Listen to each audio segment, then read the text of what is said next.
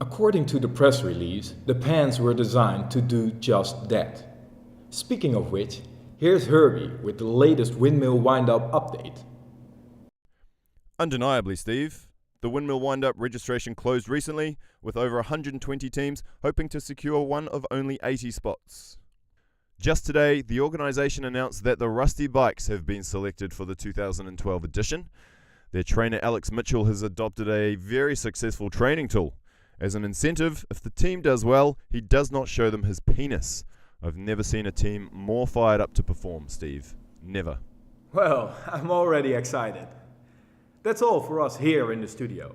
Thank you for watching and good night.